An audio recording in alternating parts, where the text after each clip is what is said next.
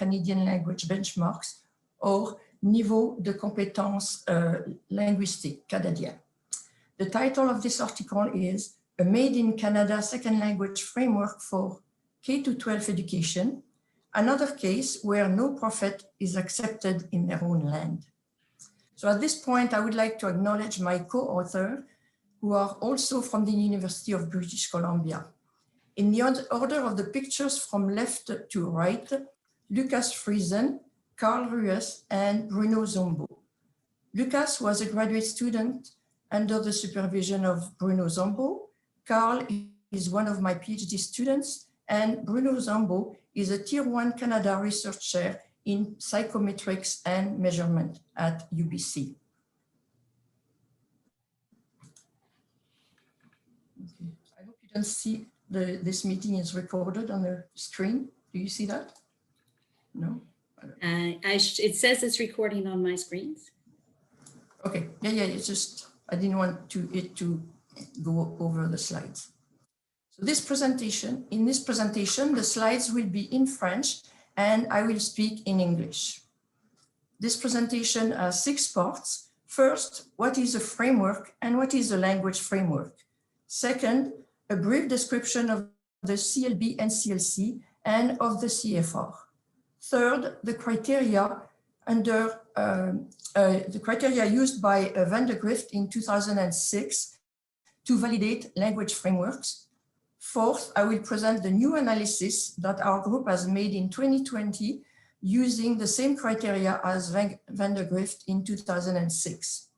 And in this part, I will put an emphasis on the importance of context.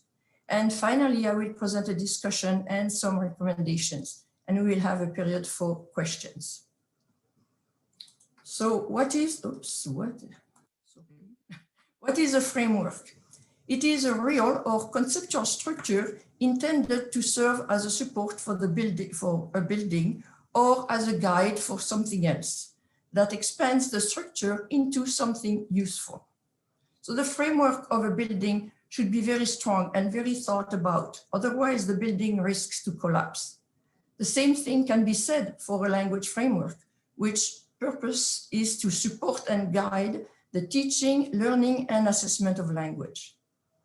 For a framework, quality, usefulness, and adequacy are extremely important. Usually, a language framework is based on a theory of language, in other words, a point of view on the nature of language. Since the communicative language model of Himes in 1972 and the work on functions of language of Halliday in 1978, we see language as a tool to communicate with others according to a purpose, the functions of language. And we use our linguistic knowledge and strategies to accomplish that. Thus, most language frameworks today are based on the communicative language theory. In 2006, Van der Grift published a book entitled New Canadian Perspectives, Proposal for a Common Framework of Reference for Languages for Canada. He conducted a thorough validation study looking for the best language framework for Canadian schools and compared mainly the Common European Framework of Reference for Languages with the Canadian language benchmarks and the Niveaux de compétence linguistique canadien. Based on Van der Grift's work, the Council of Ministers of Education Canada published another book entitled Working with the Common European Framework of Reference for Languages in the Canadian Context, Guide for Policymakers and Curriculum Designers. This book was recommending the use of the CFR for the schools from K to 12 in Canada. Before discussing the work of Van der Grift, I will briefly present the frameworks of language, the CFR, and then the Clb and Nclc. The CFR was created in 2001 and is divided into 5 skills: listening, writing, reading, speaking interaction, and oral production. All the grids have 6 levels. There is one general grid and one general grid for each skill. Then there is a multitude of independent grids of different language tasks and for linguistic and strategic knowledge. From my point of view, I see it as a multitude of stars in the sky. The 2001 book claims that the CFR is not based on any specific theory in order to be more flexible. The general approach, though, is communicative and actional, since the descriptors tell us what the people can do with the language. So how was the CFR developed if it's not based on a theory? Volker in 2004 explained how this was achieved. In fact, for creating the CFR, designers used 30 rating scales that were not based on any theoretical framework. And they instructed a group of teachers to sort 2,000 level descriptors into 3 groups, low, medium, and high. Then the teachers were instructed to evaluate whether the descriptors were below, at, or above the level of their students. The results were then subjected to statistical analysis, rush analysis, to estimate their level of difficulty. And then they were mapped to a 6-level scale and cut point. North added in 2000, what is being scaled is not necessarily learner proficiency, but teacher raters' perception of that proficiency, their common framework. So here is an example of one of the grids. As you can see, it lists tasks without context and without criteria of success. The tasks do not indicate which linguistic or strategic knowledge are needed to achieve each task.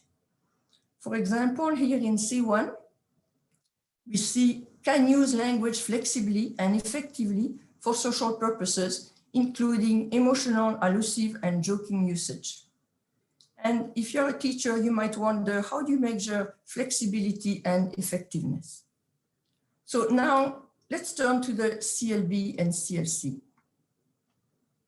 The CLB and NCLC are directly based on Bachman and Palmer theory of language from 2010.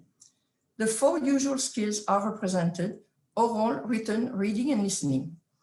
There are 3 stages, each divided in 4 levels. In total, there are 12 levels. And for each skills, we have examples of functions of language or tasks that are described in detail.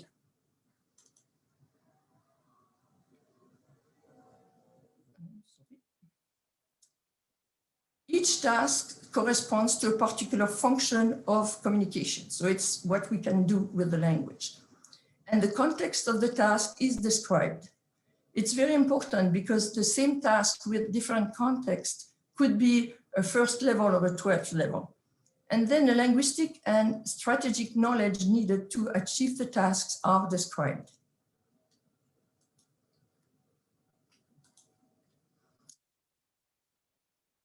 The competency areas for each skill are drawn for the following functions of communication: interacting with others, comprehending instructions, giving instructions, getting things done, comprehending information, sharing information, and reproducing information. Here is an example of a page of the NCLC. For each function, we have the context. You can see the context on the left, as well as examples of tasks and the key knowledge elements needed to achieve the tasks. It says descripteur de connaissances clés. You see grammatical knowledge, textual knowledge, and sociolinguistic knowledge. Those elements of knowledge, as well as the level of success in accomplishing the task, can be used as criteria for evaluation.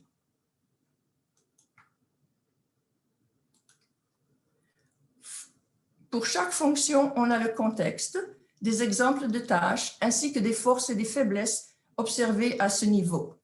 Les éléments de connaissances linguistiques, sociolinguistiques et les stratégies se trouvent dans un tableau avant chaque habileté et niveau, comme suit.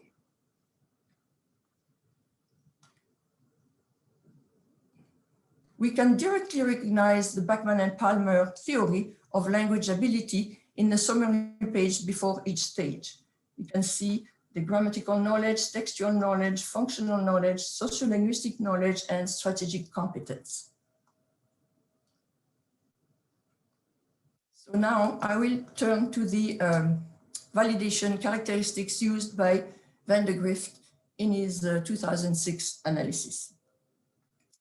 Here are the characteristics of a valid framework of reference for languages according to Van de Grift. A framework should be theoretically grounded, empirically validated, have face validity, have contextual validity, including be transparent and user-friendly, be context-free but context-relevant, be comprehensive, be flexible and open, and be sufficiently discriminating for levels at the lower end of the framework, because his work was for the use of a framework in the schools. Now, the question that our team asked was, in 2020, would we have the same results from the same analysis? And to find out, we conducted the same analysis as the one from Van de Grift with today's framework. I will review each validation characteristics in the context of 2020. First, about the theory driving the frameworks. The Clb and Nclc are directly based on Bachman and Palmer, 2010, while the CFR claims to be atheoretical and does not have any specific content. However, it represents language in interaction. So we can say that it is communicative in a general sense. It also claims to be actional because each descriptor represents a way of using the language to achieve an action. This is not specific to the CFR. The actional approach can also be used with the Clb and Nclc, since it is also based on language tasks. Second, a language framework should be empirically validated. Van de Grift found that the Clb and Nclc were not sufficiently validated in 2006. However, the 2012 revised Clb and Nclc have been used and studied extensively in the context of Canadian immigration and citizenship. The Ministry of Immigration, Refugee and Citizenship Canada, formerly CIC, through the CCLB, the Center for the Canadian Language Benchmarks, and Colette is the director of the center, and she is here listening to this presentation, has carefully considered the CFR when developing the 2012 versions of the Clb and Nclc. The validation of the Canadian benchmarks was done in 3 phases, including a comparison with the CFR as well as with the American Council of Teaching of Foreign Languages guideline and the Échelle québécoise. This comparison showed that the new theoretical framework was consistent not only with the theoretical concept, but also with the key principles underlying other language frameworks. Second, a content validation with expert was performed, and then a study of validity and reliability was performed in phase 3 with practitioner. Recently, a study commissioned by the CCLB aligned the CLB with the CFR based on 2 independent reports by Bournot-Trites et al. And Dix. The alignment was possible because both frameworks describe language competence in similar terms from a beginner level to a highly advanced level, following a number of stages showing increasing complexity in the use of language. Still, further validation should be conducted for use in the K-12 education context. About face validity, both Clb and Nclc and CFR have a high face validity. The Clb and Nclc are developed specifically to reflect the Canadian context. This in combination with it having been developed by subject matter experts intimately familiar with the needs and desires of Canadians. Therefore, it has a strong face validity. The descriptors of the CFR are congruent with the perception of teacher. Fourth, a language framework should be transparent and user-friendly. Van de Grift found that the previous version of the Clb and Nclc was insufficiently transparent and user-friendly. In its new 2012 format, the Clb and Nclc are extremely user-friendly to a wide variety of stakeholders. The new format contains both single-page summaries of each benchmark and in-depth detailed specification of the communication competence of language users at each benchmark. This is an area where the Clb and Nclc appears to be preferable to the CFR. As discussed in the previous section, the Clb and Nclc are organized in a highly consistent and structured manner. In contrast, the CFR has areas of less consistency in the level of details with which levels of proficiency are described. The CFR as a document is also less user-friendly for navigation, with various tables detailing language activities spread throughout the large framework documents. This is also true for the 2018 companion volume. With the Clb and Nclc, teacher can easily plan lessons, units, and curricula. This is not the case for the CFR, which has an infinite number of tables. In fact, teacher can always find tables corresponding to what they do in class with the CFR, but they cannot plan their teaching so it corresponds to the level of their students and in a structured and incremental way using the CFR. They can find functions in the CFR, but not the linguistic and strategic knowledge necessary to achieve those functions. So now let's turn to the context. According to Van der Grift, a framework should be context-free, but context-relevant. First, the idea of context-free, but context-relevant is ambiguous. If there is no context, how could it be context-relevant? In fact, the context is extremely important in a view of language as communicative competence. According to Van Dyck, contextual constraints affect all levels and dimensions of text and talk. In the same way, the work of Zombo and his colleagues has resulted in a growing importance given to the role of context in assessment design and test validation, especially when using a communicative or action-oriented approach to teaching as supported by the CFR and the Clb and Nclc. Zombo, in his 2015 article, introduced the concept of in vivo and in vitro assessment. In vivo corresponding to the concept of authenticity in pedagogy. In his influential article, he is displacing the outworn tenet that assessment practice and validation could somehow occur in vitro, as if isolated from its cultural and ecological settings and sources of influence that occur in real-life operational context.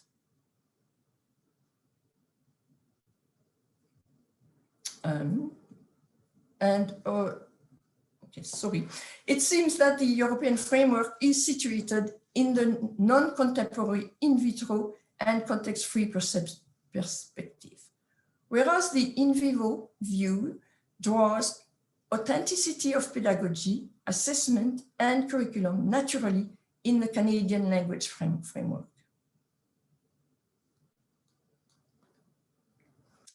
Now, I would like to make a digression about the importance of context in language.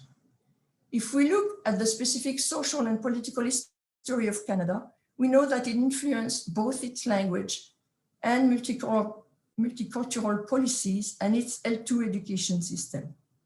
Canada has official languages and minority languages. The situation is quite different from the situation in Europe. To many, Canada's plurilinguistic mosaic, which assumes equality of powers, hides unequal relationships amongst communities, including that of French vis-à-vis English. In spite of multiculturalism policies, English speakers still have greater power in the country. On the other hand, Canadian French varieties often face prejudice vis-à-vis European French.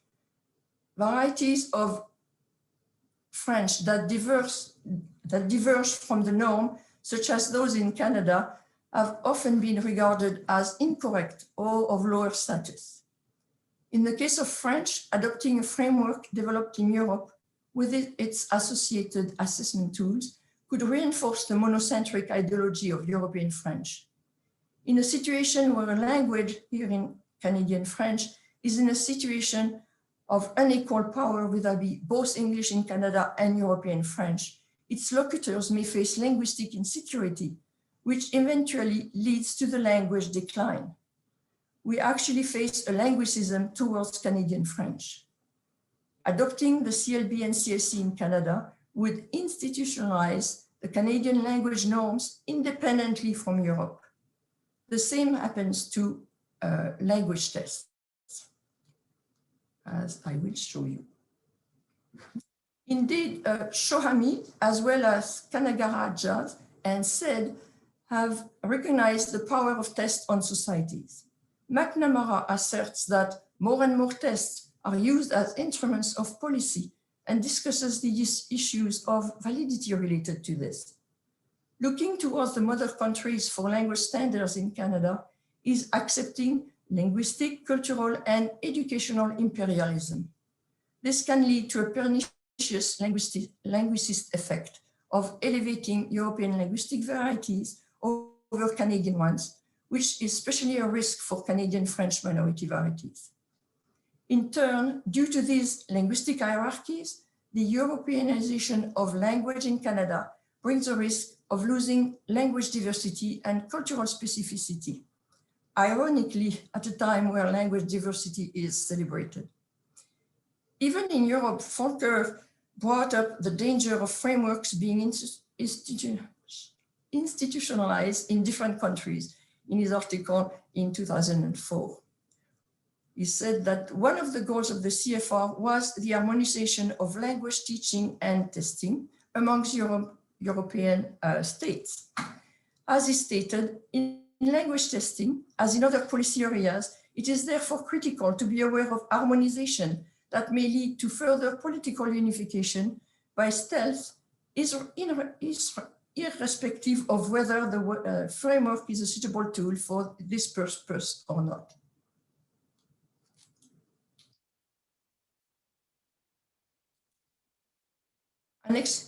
An explicit example of this linguistic imperialism in the Canadian context is shown by the effects of the implementation. Hello? Okay. An explicit example of this linguistic imperialism in the Canadian context is shown by examining the effects of the implementation of the DELF, the Diplôme d'études en langue française. More and more students take the DELF exam in Canada, especially students from French immersion, with the financement of the federal government. Nova Scotia has adopted DELF as a provincial exam for French as a second language. For this reason, Van der Grift conducted a study in 2015 about the perception of students and teachers about the DELF across Canada. The results showed that 51% of the students found that the cultural references interfered with their achievement. On the other hand, 81% of teachers felt that cultural reference might interfere with the student's success. Students also found that listening and speaking tasks were the most difficult. Using the DELF for their students, teachers indicated that now that they understand the test better, they may change the types of activities they conduct in class. Moreover, Van der Grift concludes that teachers need to adjust their teaching to make tasks more authentic. Does it mean that French language teachers need to use materials coming from France to make those activities more authentic and more directly related to the test? Normally, we try to create test tasks as close as possible to the target language tasks for validity purposes, the opposite of what Van der Grift has concluded. In point of fact, teachers indicated that the use of the DELF has a washback effect, changing their pedagogy.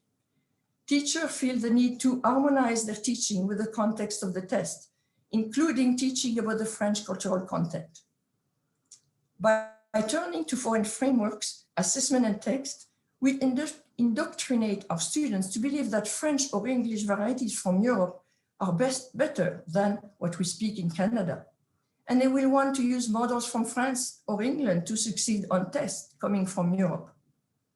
Moreover, manuals and examination make false claims that when they state that they are based on the CFR.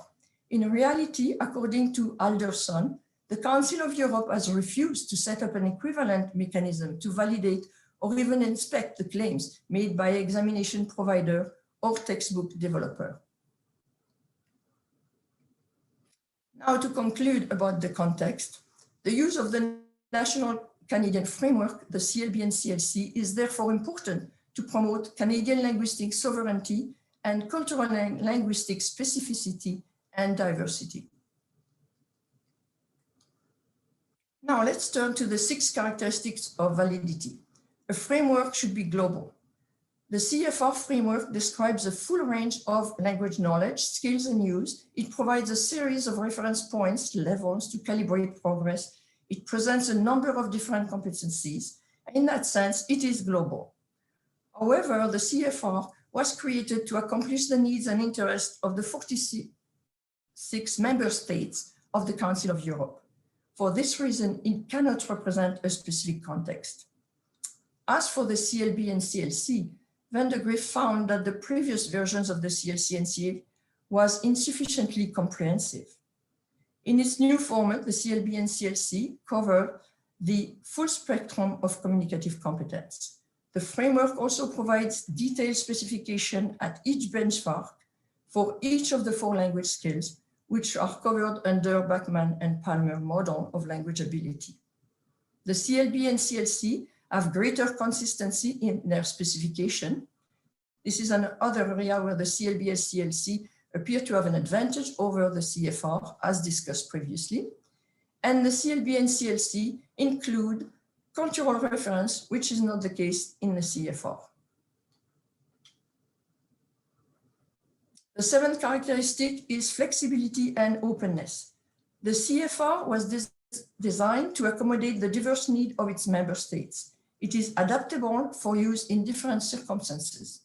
Van de Grift claims that the framework is not tied to a particular teaching method or a particular approach to assessment. However, it corresponds to a communicative approach with the can-do statements. The openness and flexibility could make the CFR an attractive option for Canada. However, it is too general for Canada and would necessitate too many changes and adaptation to correspond to the needs of Canada. For use in Canada, the flexibility and openness of the CFR represents a problem for its adaptation to our specific context and culture. In its new format, the Clb and Nclc provide a framework which enables an in vivo approach to assessment and which informs language pedagogy by acknowledging context and culture as an interesting part of language. Users of the Clb and Nclc are not required to artificially attempt to control for the pollution of context. This increases its utility and flexibility within the Canadian context. Finally, the last characteristic, sufficiently discriminating for levels at the lower end of the framework. The Clb and Nclc are most discriminating at lower levels, according to the 2018 report from North and Picardo. Furthermore, the Clb and Nclc have more levels than the CFR, 12 levels versus 6, although there is a pre-A1 level and a B2 plus levels in some scales. Therefore, they are better suited than the CFR for schools from K to 12 regarding this criteria. In conclusion, when we look at all the criteria, we can see that the Clb and Nclc from 2012 have more of the qualities required by Van de Grift to be valid than the CFR, as it's shown in this table. After this analysis, several elements need to be discussed. First, it seems surprising to us that a country that has invested in developing a language framework at the national level has turned to other frameworks for adoption in its schools. However, our analysis shows that the CFR is not used universally in Canada. It is mostly used in FSL and not everywhere. Second, how do we explain Van de Grift's conclusions? In 2006, the Clb and Nclc were not as developed as the CFR. However, in 2012, a new theoretical framework was created as well as completely new benchmarks. The 2012 benchmarks are a much better product, and it takes into account the French minority issues of Canada. The Nclc are not a translation of the Clb, as it is the case with the CFR framework. And finally, it is important to note that there are dangers in using a European framework in Canada, as I've explained earlier. Those dangers are linguistic, cultural, and educational imperialism and linguicism, in addition to lower validity of tests. So we can ask ourselves why the CFR is used in Canadian schools rather than Clb and Nclc. There are several reasons. First, the CFR is supported by many resources, financial and others, coming from Europe. Second, few research studies are done on the Clb and Nclc. And third, the CFR has the support from professional associations like CASALT, which has developed resources related to the use of CFR by Canadian teachers with the support of Canadian heritage. All this support stems from the ideology that English and French from Europe are superior to English and French from Canada. Based on our analysis, we offer several recommendations to support the use of the Clb and Nclc in Canada. First, there is a need for more promotion of the Clb and Nclc by the CCLB, for example. There is a need for more grants such as SSHRC for research on the Canadian benchmarks and for validating the benchmarks for the K-12 levels. We also need to create a test for grade 12 students based on the benchmarks that would have a washback effect on Canadian pedagogy. In general, more support from the Canadian government for its own language framework is needed. In conclusion, while the CFR has many positive qualities in Canada, where culture and heritage are treasured, the Clb and Nclc are the stronger frameworks for the Canadian K-12 educational context.